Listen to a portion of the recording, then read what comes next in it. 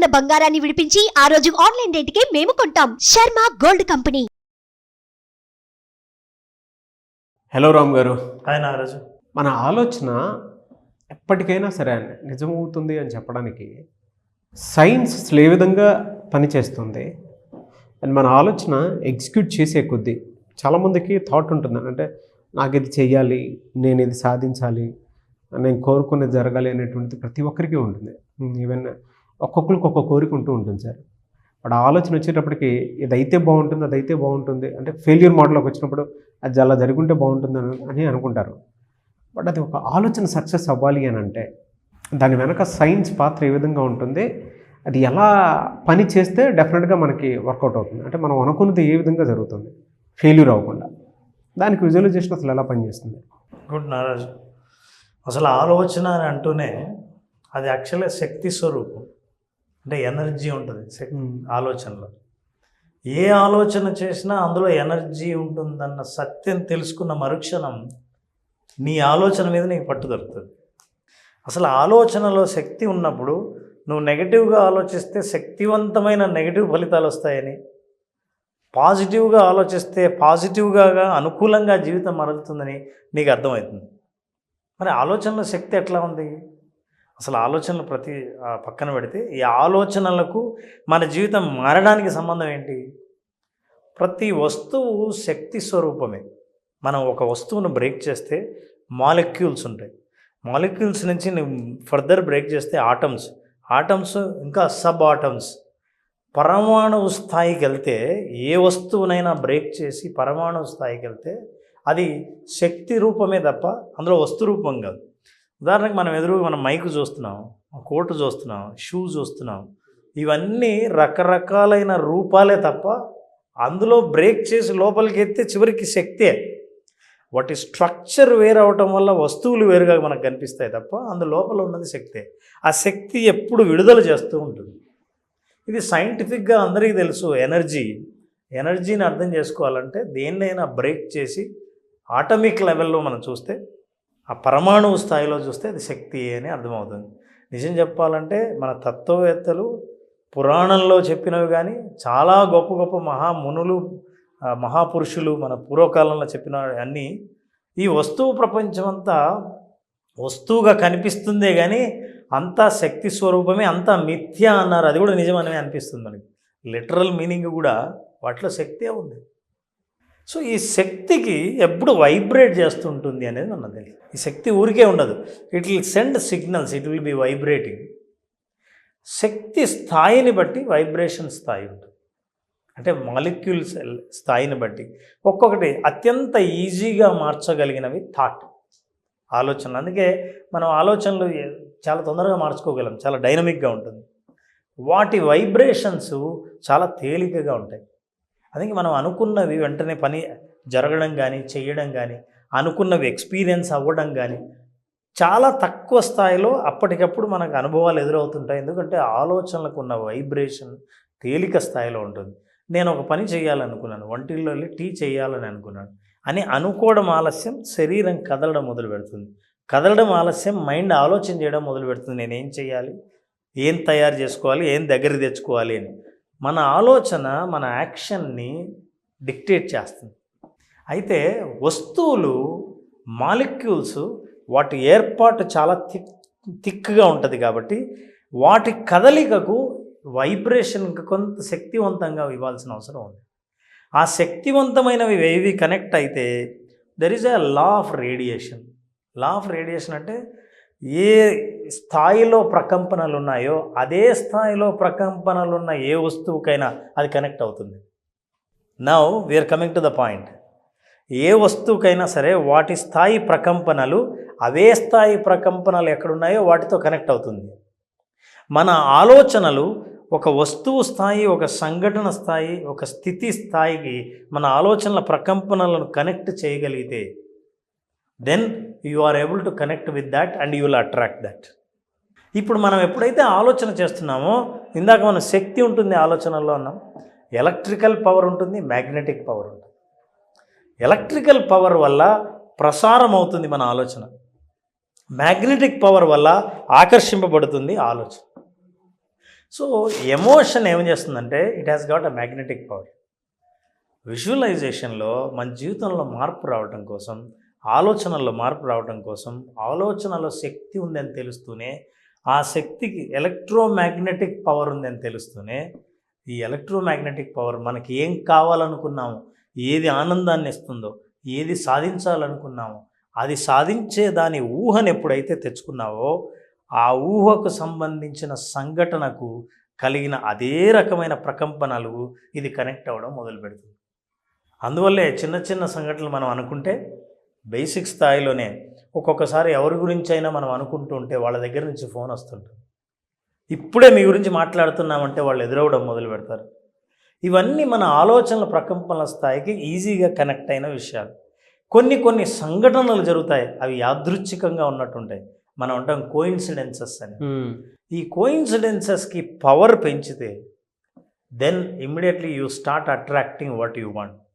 నిజం చెప్పాలంటే నిత్య జీవితంలో ప్రతిరోజు ఈ సిద్ధాంతాన్నే మనం ఉపయోగించి మనం కష్టాల్ని, ఇబ్బందుల్ని, బాధల్ని, జబ్బుల్ని, భవిష్యత్తులో రాబోయే నష్టాలని కూడా మనం ఇదే రకంగా ప్రకంపనాలతో ఆకర్షిస్తున్నాం. ఎందుకంటే నెగటివ్ థాట్ చాలా బలంగా ఉంటుంది.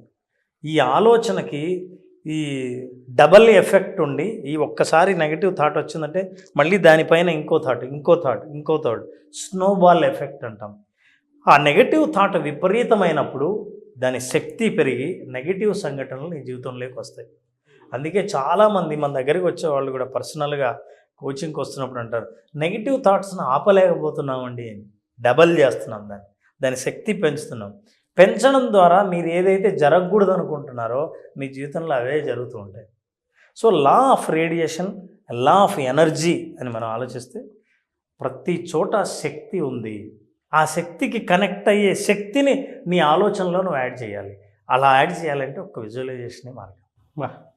సో విజువలైజేషన్ ద్వారా శక్తిని ఎలా పెంచవచ్చు అంటే ఆలోచనతో పాటు ఎమోషన్ని నేను యాడ్ చేస్తాను. ఎమోషన్ యాడ్ చేయడం వల్ల ఆలోచన కేవలం ప్రసారం అవుతుంది, ఎంత దూరమైనా పోతూ ఉంటుంది ఎలక్ట్రిసిటీ. కానీ ఎమోషన్ ఎంత దూరం నుంచి అయినా లాగుతూ ఉంటుంది. నా ఆలోచన వెళ్ళి టచ్ చేసి నా ఎమోషన్ కనుక కనెక్ట్ అయ్యి లాగితే లైఫ్లో మనం అనుకున్నవి సాధించడం కోసం అదే రకమైన పాజిటివ్ ఆలోచన, అదే రకమైన వైబ్రేషన్ మనం క్రియేట్ చేయగలిగినప్పుడు అట్లాంటి వైబ్రేషనే ఈ చుట్టూ ఎక్కడైతే ఉందో అది మన లైఫ్లోకి ఆహ్వానించబడుతుంది. సో మనం ఒక ఎగ్జాంపుల్ తీసుకుంటే సుబ్రా ఉన్నాడు, ఒక సాధారణమైన ఎంప్లాయీ. సో ఈ నెగటివ్ థాట్స్ పవర్ ఎలా ఉంటుంది, పాజిటివ్ థాట్స్ పవర్ ఎలా ఉంటుందో చూద్దాం. సో సుబ్రా ఏం చేశాడు, వర్క్ ప్లేస్లో అసంతృప్తిగా ఉన్నాడు. ఎవరైనా ఎదురొస్తే ఏమైనా పని స్టార్ట్ చేయాలంటే ఏం చేద్దాం, ఊరికే నాకేం పెద్ద ఇంట్రెస్ట్ లేదు అన్నాడు. ఇంట్రెస్ట్ లేదు అని ఎప్పుడైతే ఆలోచించాడో వచ్చిన పనిలో ఇంట్రెస్ట్ కనపడదు కాబట్టి తను చేస్తున్న పనిలో ఎనర్జీ మోటివేషన్ ఉండదు. ఎనర్జీ మోటివేషన్ ఎప్పుడు లేదో తను చేసే పని కూడా చేస్తున్నప్పుడు తన అప్రోచ్ కానీ తన ప్రయత్నం కానీ చాలా తక్కువ స్థాయిలో ఉంటుంది. తక్కువ స్థాయిలో ఉన్నప్పుడు ఫలితాలు తక్కువనే వస్తాయి. తన మోటివేషన్ ఇచ్చే ఫలితం తక్కువగానే ఉంటుంది. మనిషి ఎక్కడైతే మోటివేషన్ లేదో, తను వ్యాపారం చేస్తున్నా సరే, జాబ్ చేస్తున్నా సరే, లైఫ్లో ఏ సందర్భంలో అయినా సరే నెగిటివ్ థాట్తో స్టార్ట్ చేశాడంటే నెగిటివ్ ఫలితాలనే ఎక్స్పీరియన్స్ అవుతూ ఉంటాడు. ఇమాజిన్, ఎలాగైనా నేను ఒకటి సాధించాలి, ఉదాహరణకి ఒక మంచి ఫోన్ కొనాలని అనుకుందాం. ఈ మంత్లో నేను ఎట్లయినా ఫోన్ కొనాలని, ఆ ఫోన్ కొనాలన్న కోరిక ఎంత గట్టిగా ఉంటే, ఫోన్ కొనాలంటే ఏం చేయాలి, మన దగ్గర డబ్బు ఉండాలంటే ఏం చేయాలి, నేను సంపాదించాలంటే చేసిన పనిని సంపాదించడమో పనిని నిలబెట్టుకోవడమో ఏదో ఒకటి చేయాలి. అలాంటి అప్రోచ్తో మనిషి వెళ్ళినప్పుడు థాట్లో he will search for opportunities, అవకాశాల కోసం వెతుకుతాడు. ఎక్కడ అవకాశం నేను మంచి పేరు తెచ్చుకుంటానో, ఏ అవకాశంతో నాకు ప్రమోషన్ వస్తుందో, ఏ అవకాశంతో నాకు ఇంక్రిమెంట్ పెరుగుతుందో ఆలోచిస్తాడు. అలా ఆలోచించినప్పుడు తన ప్రయత్నాలు కూడా ఫోన్ మీద దృష్టిలో ఉంటుంది. తను ఫోన్ కొనాలన్న దృష్టితో చేస్తున్నప్పుడు, ఎంతో పాజిటివ్ అప్రోచ్తో చేస్తున్నప్పుడు రిజల్ట్స్ పాజిటివ్గా రావడం మొదలు పెడతాయి. లక్ష్యం ఎక్కడో దూరంగా ఉంటుంది, ఆ లక్ష్యాన్ని పొందినట్లే ఫీల్ అయినప్పుడు చేస్తున్న ప్రతి యాక్ట్ తను అనుకున్న రిజల్టే అవుట్కమ్ రావడం మొదలు పెడతాయి. ఆ ప్యాషన్ మనిషికి కనబడుతుంది. ఈ ప్యాషన్ ఎందువల్ల వచ్చిందంటే నాకు ఓ ప్యాషన్ ఉంది, దానికోసం పనిచేస్తున్నా. సో ఈ రెండు రకాల మైండ్ సెట్స్లో మనం చూసినప్పుడు ఎట్లా ఫలితాలు ఉంటాయో ప్రతిరోజు చాలామంది ఎక్స్పీరియన్స్ అవుతూనే ఉంటారు. So how you start your day is very important. So అలా మన థాటు మనకు కావాలనుకున్నది, మనం ఆలోచిస్తున్నది, మనం కోరుకున్నది, మనం భావిస్తున్నది మన జీవితంలోకి నిజ సంఘటనగా మనకు ఎదురవుతుంది. నాకు ఒకటి అనిపించిందంటే మీరు మాట్లాడేటప్పుడు థాట్లో కూడా లాంగ్ రన్ థాట్ ఒకటి, ఇన్స్టెంట్ థాట్ ఒకటి, రెండూ ఉంటాయి. ఇన్స్టెంట్ థాట్ ఎప్పుడూ కూడా మనకి ఏం కావాలో అది తీసుకోవడానికి, అంటే మన సర్కమ్స్టాన్సెస్ని మన ఎన్వైర్న్మెంట్ని అర్థం చేసుకునే ఇన్స్టెంట్ థాట్ మీద నాకు ఇది కావాలి అనుకుంటే ఇన్స్టెంట్గా మనకు ఏదైతే కావాలనుకుంటున్నామో మన ఎన్విరాన్మెంట్లో మనకు దొరుకుతుంది. లాంగ్ రన్ థాట్ ఎప్పుడు మనకు ఎన్వైర్న్మెంట్లో ఉండకపోవచ్చు, కానీ దాన్ని అందుకోవాలి అని అంటే కొన్ని మెంటల్ ప్రిపరేషన్స్ చాలా అవసరం. అక్కడెక్కడో ఉంటుంది మన target.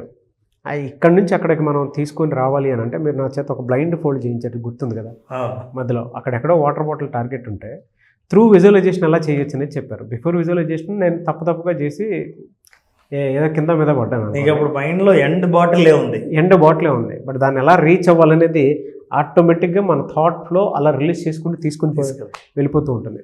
Anyways thank you sir. ఎందుకంటే విజువలైజేషన్ త్రూ మనం అనుకునేటువంటి థాట్ని ఎలా సక్సెస్ చేసుకోవచ్చు అని అంటే ఈ 2 టైప్స్లోనే ఉంటుందండి. త్రూ విజువలైజేషన్ లాంగ్ రన్ని కొంచెం ఇప్పుడు సంవత్సరంలో మనం తీర్చుకునేటువంటి కోరికలు ఏవైతే ఉన్నాయో దాన్ని 6 monthsలో ఎలా క్లియర్ చేసుకోవచ్చు, 3 monthsలో ఎలా క్లియర్ చేసుకోవచ్చు, ఇలాంటి కోచ్ ఉంటేనే అది సాధ్యమవుతుంది. కొంతమంది ఇన్స్టెంట్గా జాబ్ కావాలనుకుంటారు, సాధ్యమయ్యే పని కాదు. నోటిఫికేషన్ వచ్చిన తర్వాత గవర్నమెంట్ జాబ్ కావాలంటే గవర్నమెంట్ జాబ్ కోసం ఎదురు చూడాల్సిన పరిస్థితి. బట్ ఈలోపు మనం చేయాల్సింది ఏంటంటే త్రూ విజువలైజేషన్ మెంటల్ టెక్నిక్స్ కొన్ని ఉంటాయి. మనం ఎక్కడ డీలా పడకుండా, డిప్రెషన్కి లోన్ అవ్వకుండా, మనల్ని ఎప్పుడూ ఫోకస్డ్గా ఒకే దాని మీద ఉంచుకొని దానికోసమే పనిచేసేలాగా ఆ ప్యాషన్ని డెవలప్ చేసుకోవాలి అనుకుంటే మాత్రం ఈ థాట్ అనేది చాలా బాగా ఉపయోగపడుతుంది. Thought execution through visualisation. Yes. Anyways thank you sir. Thank you so much Ram garu. Thank you sir. మళ్ళీ క్లాస్ ఎప్పుడంటే అవకాశం ఉంటుందండి basic visualisation class? February 6th class start చేస్తున్నాం, బేసిక్ విజువలైజేషన్.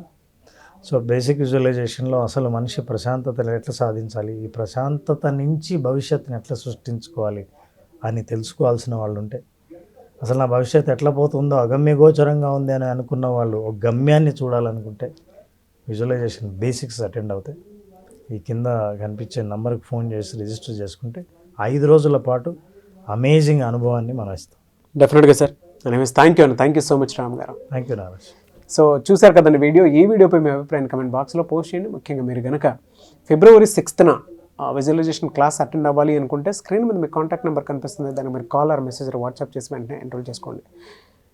మీ మనసుని ప్రశాంతంగా ఉంచుకోవాలనుకున్నా, మీరు అనుకున్నది సాధించాలన్నా, జీవితంలో జరిగేటువంటి అంటే మీకు కొన్ని ఇన్సిడెంట్స్ వల్ల సమస్యలు చుట్టూ కమ్మేస్తూ ఉన్నా కూడా దాని నుంచి బయటపడాలి అని అంటే ఒకే ఒక సొల్యూషన్ విజువలైజేషన్.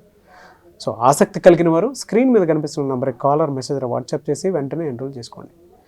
ఈ వీడియో లైక్ చేయండి, షేర్ మాత్రం తప్పకుండా చేయండి. ఇలాంటి మరిన్ని వీడియోస్ కోసం మా ఛానల్ ఫాలో అవ్వండి. Thank you.